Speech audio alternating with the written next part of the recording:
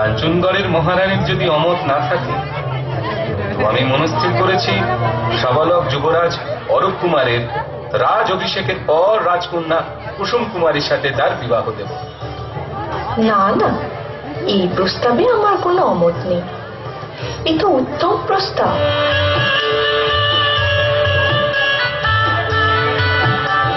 বাহ বাহ বাহ বাহ বাহ বাহ, আজ পরম সুখের দিন।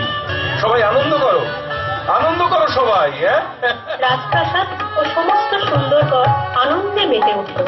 সবাই সুখে শান্তিতে বসবাস করতে লাগলো। আমার কথা কি পুরনো, নটে গাছটি মুরলো, আমার কথা কি পুরনো, নটে গাছ